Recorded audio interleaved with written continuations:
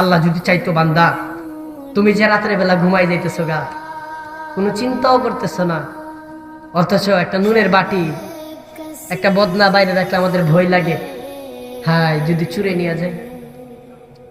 আল্লাহ যেন বান্দাকে উদাহরণ দিয়ে বলে, বান্দা এই যে বাগাসুরার বন্ধের মধ্যে হীরা ক্ষেত লাগাইলা, ফুলকপি লাগাইলা, ধান ক্ষেত লাগাইলা, সাদ দিলা না, বেড়া দিলা না, কিচ্ছু দিলা না, এমনি রেখে আসা পড়ছো, তুমি তো আসা ঘুমাই রইছো। বান্দা একটু যে চিন্তা করলা না। আল্লাহ যেন বলে, বান্দা ঠিক আছে তুমি ঘুমাও, আমি আল্লাহ তোমার ক্ষেত পাহারা দিতেছি, আমি আল্লাহ তোমার ক্ষেত পাহারা দিতেছি, তুমি ঘুমাও। আল্লাহ যেন বলে, বান্দা আমি তো ঘুমাই না, বান্দা আমিও তো সারাটা দিনই জগৎটাকে পরিচালনা করছি, আমিও তো এই জগৎটাকে চালাইলাম, পরিচালনা করলাম, কিন্তু আমি তো বান্দা ঘুমাই না। আমি ঘুমাই না কেন জানো বান্দা? আমি যদি ঘুমায় যাই তাইলে রাত্রে 12টা বাজে, রাত্রে 1টা বাজে তুমি যে পেশাব করবা, তো তোমার না চোখ আমি মেলে দিতে হবে, তো আমি যদি ঘুমায় যাই তাহলে চোখকে মিলে দিবে। আমি যদি ঘুমায় যাই তো তোমার না 5টা বাজে ফ্লাইট, তোমার না 4টা বাজে উঠটা এয়ারপোর্টে যাইতে হইব, তোমার না বিমান ধরতে হবে, তো আমি যদি ঘুমায় যাই তো তোমার চোখকে মিল্লা দিব। মাঝে মধ্যে আমাদের যখন চোখ উঠে, আমরা একটা দিন চোখ না মেলতে পারলে আহা আমাদের কত কষ্ট লাগে। আল্লাহ বলে, বান্দা তুমি যে রাত্রিবেলা নামাজ না পড়ে ঘুমাই যাও, তুমি যে একটু অনুভব করো না, হায় আমি যে ঘুমাই যেতেছি, আমার এই চোখ যদি আর না মেলতে পারি সকালবেলা, আমি যে সারা রাত এত চিন্তা করলাম, সকালে কার ক্ষতি করতে পারবো, কার রিজিক নষ্ট করতে পারবো, কার ক্ষেতের লাল নষ্ট করতে পারবো, কার ধান চুরি করতে পারবো, এত কিছু নিয়ে যে আমি ঘুমাই গেলাম, হায় সকালে যদি আর চোখ না মেলতে পারি। অথবা ঘুম থেকে উঠি যদি আমার পাড়া প্রতিবেশী সবাই আয়সা বলে, অমুক লোক তো আর দুনিয়াতে নাই, বাগাসুরার অমুক ব্যক্তি মারা গেছে, তখন অবস্থা কেমন হবে ভাই? আমরা তো কোনোদিন অনুভব করি নাই, আমরা তো কোনোদিন চিন্তাও করি নাই বাপ, যে আমি যদি মারা যাই। হাই আমি কত মানুষ দেখছি এমন, আমার চোখে দেখা, যে মানুষ যখন মারা যায় তার লাশটাকে যখন মসজিদের কাডুলার সামনে রাখে, 10টা বাজে জানাজা, যদি 5 মিনিট দেরি হয়ে যায়, মানুষের কত ব্যস্ততা, কত ব্যস্ততা, হ্যাঁ টাইমের সময় রাখতে পারেন না, বাস্তবিকতা। কত মানুষ এমন দেখছি যে 10টা বাজে জানাজা, যদি 5 মিনিট দেরি হয়ে যায় মানুষের হাহাকার শুরু হয়ে যায়। কিন্তু কসম আল্লাহর, যে মানুষটা আপনার সামনে আজকে লাশ, সেই মানুষটাও দুনিয়ার ফিকিরে ব্যস্ত ছিল। আমি এমন অনেক মানুষ দেখছি, অনেক দেখছি আমরা, যে যার বাবা মারা যায় সারা সকাল কান্দে, দুপুরবেলা ফেটটা বইরা ভাতটা খাইতেছে, এমনকি পাশের বাড়ি থেকে গুস্ত আইন না ফেটটা বইরা খাইতেছে, যে বাবা আজকে তো সারাদিন কাঁদলাম, আজকে ফেটটা বইরা খাই আনি। বুঝতে পারলাম দুনিয়া আসলে কিছুই না রে বাবা, দুনিয়া কিছুই না। আমি আমার বাবা যখন খুব অসুস্থ ছিল, তখন আমার স্পষ্ট মনে আছে আমি আমার মাদ্রাসাতে ছিলাম। আমি যখন হঠাৎ শুনতে পারলাম বাবা খুব অসুস্থ, দৌড়ে আসলাম, বাবাকে নিয়ে যেতে হবে হসপিটালে। আমরা যখন গাটুরা হসপিটালে গেলাম, অনেক চেষ্টা করলাম, অনেক কিছু করলাম, ডাক্তাররা অনেক কিছু চেষ্টা করলো, কিন্তু রব্বে কারিম জেনে বলে, ইয়ামিন যত কিছুই না করো, আমি মাওলা যদি নিয়ে যাইতে চাই, আমি আল্লাহ যদি আনতে চাই, দুনিয়ার কোনো ডাক্তার তাকে রাখতে পারবেন। এজন্য আমি মাঝে মধ্যে বলি যে ডাক্তার বলে দেওয়ার কারণে গোশত ছেড়ে দিলা, ডাক্তার বলে দেওয়ার কারণে চিংড়ি মাছ ছেড়ে দিলা, আর সে আজিম বলার কারণে সুদ কেন ছাড়তে পারলাম না? আমি যেন কসম করে বলি যে বান্দা তুমি যত কিছুই না করো, ডাক্তারের শুদ্ধ গোষ্ঠী আপনাকে ভালো রাখতে পারবে না যদি আল্লাহ আপনাকে সুস্থতা দান না করে।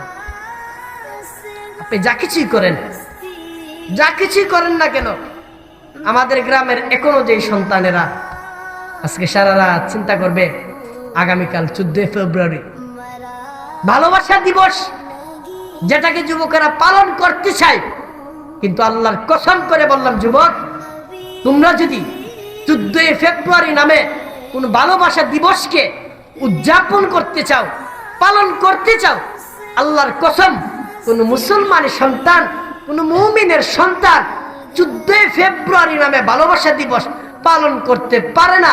দুন্তান্ন আকার না, কোন মুসলমানের সন্তান পারে না, এটা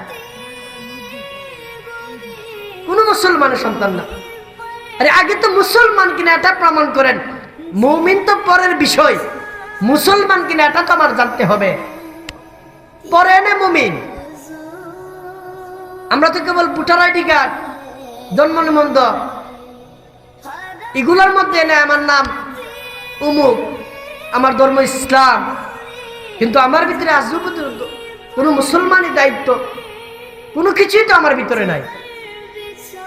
মুমিন কাকে বলে এটাই তো আমরা জানি না, অথচ আমরা কেবল ধাক্কা ধাক্কি করি সুন্নি আর ওহাবি লয়া। সুন্নি কাকে বলে না, ওহাবি কাকে বলে? অথচ সুন্নি হলো রসুলওয়ালা, ওহাবি হলো আল্লাহওয়ালা। কোনটা ছাড়বেন, কোনটা ধরবেন? একজন মুমিনের জন্য তো সুন্নি হওয়া দরকার, একজন মুমিনের জন্য ওহাবি হওয়া দরকার, আল্লাহকেও পাওয়া দরকার, রসুলকেও পাওয়া দরকার। কোনটারে ছাড়বেন, কোনটারে ধরবেন?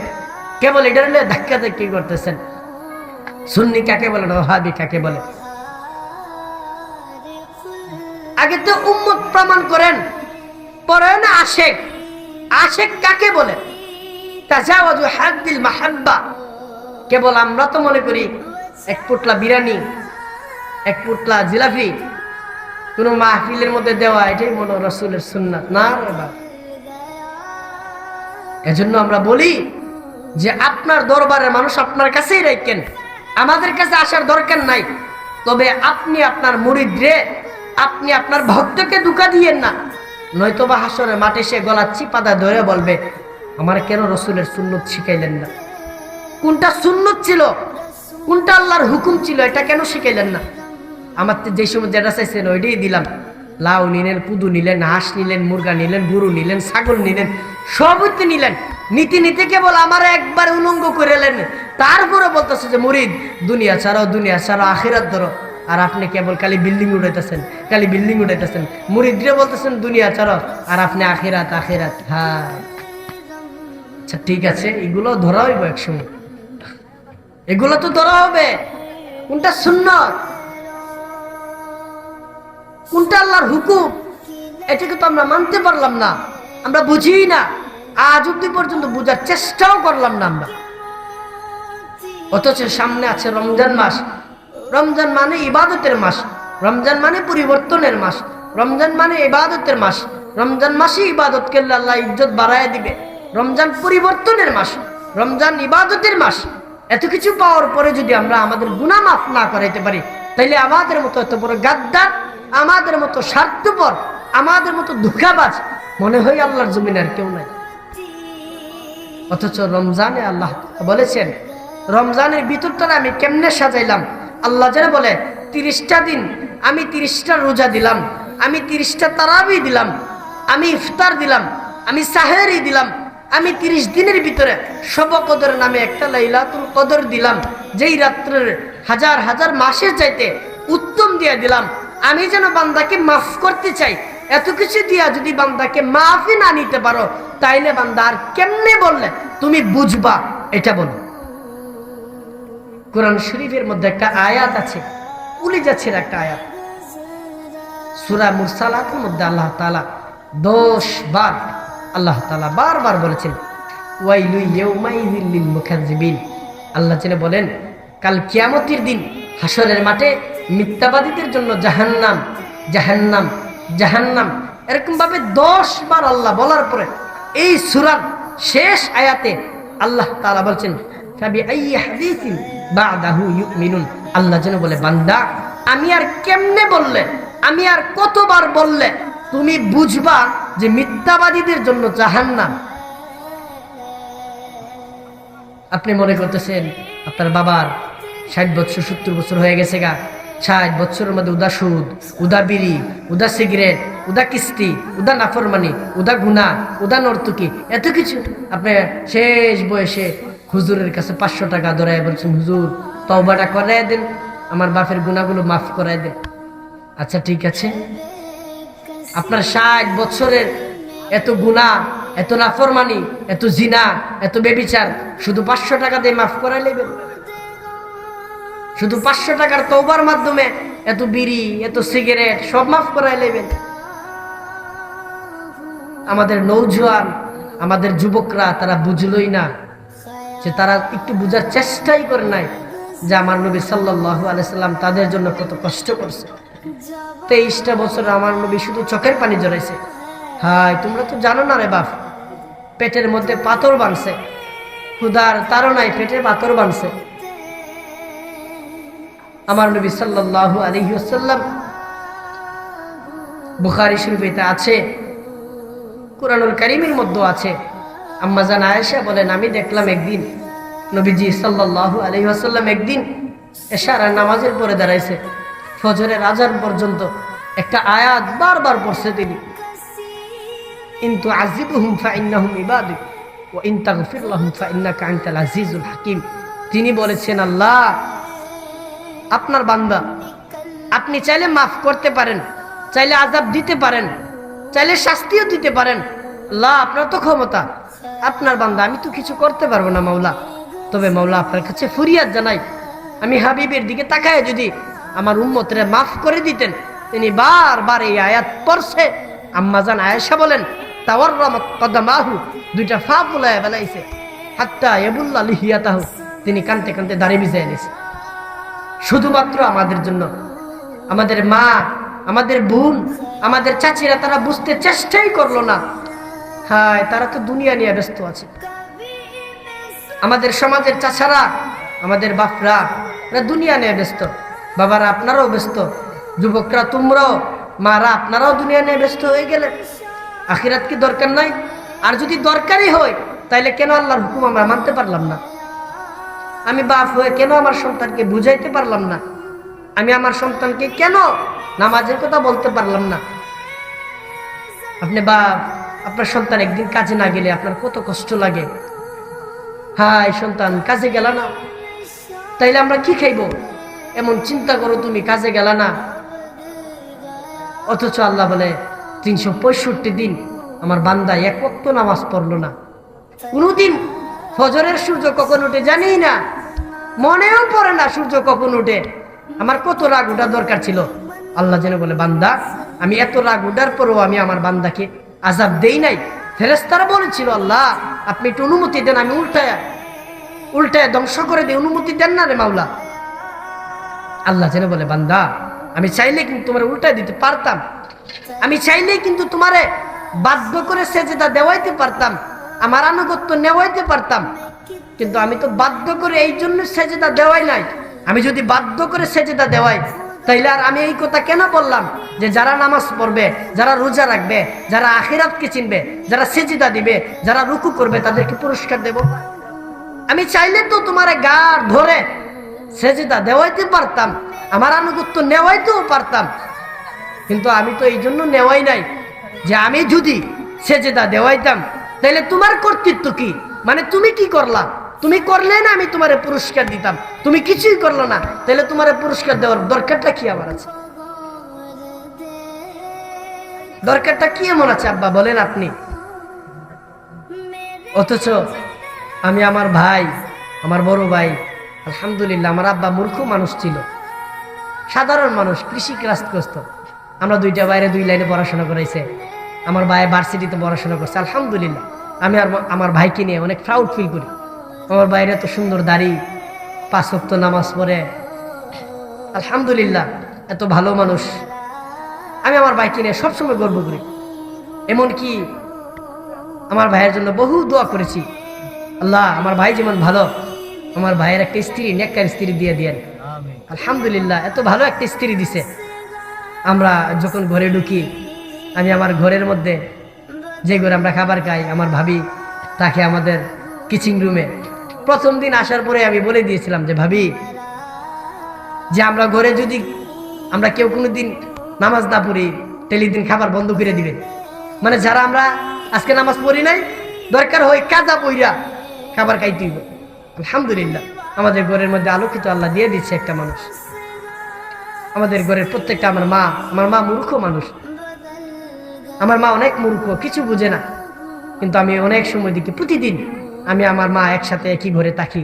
আমার মা প্রতিদিন তাহাজ্জুদ পরে পরে নামাজ পড়া আমার মাথার মধ্যে হাত বুলাই দিয়ে দেয়। আমার মা মূর্খ মানুষ, কিছু বুঝে না, খালি শুধু বলে যে আল্লাহ আমার ছেলেগুলোর আল্লাহ আপনি মানুষের কাছে ইজ্জত বাড়ায় দেন। শুধু মায়ের দুয়ার কারণে বাসায় দিছে, নয়তো বা এখানে বসার মতো কোনো যোগ্যতা, কোনো এলেম, কোনো কালাম কিছুই নাই। ওই কেবল দোয়া করে বাসায় দিয়ে দিছে, এই বাসতে আছে আর কি। অথচ আমার বাপ মূর্খ মানুষ ছিল। আমার বাপ যখন সুন্দর করে সাজুগুজু করত, আমার এখনো চোখে ভাসে। আমি আমার আব্বার দাড়ির মধ্যে মেহেদি লাগাই দিতাম, লাল দাড়িটা, মায়াবী চেহারা আমার এখনো ভাসে চোখের মধ্যে। সুন্দর করে সাজতো, মানে যেন মনে হইতো আমার আব্বা কোনো মাদ্রাসার সাইকুলা দিস, কোন মাদ্রাসার মুহতামি, অথচ উনি মূর্খ ছিলেন। আলহামদুলিল্লাহ, আমাদের গ্রামের মানুষও আমার ভাইকে নিয়ে অনেক আনন্দিত, অনেক প্রাউড ফিল। মানবিক সেবা বলতে একটা কাজ আছে। রাতের 2টা বাজেও যদি আমার ভাইকে কেউ খোল দে যে হসপিটালে যাইতে হবে, আমার ভাই কোনোদিন বিরক্ত বোধ করে নাই।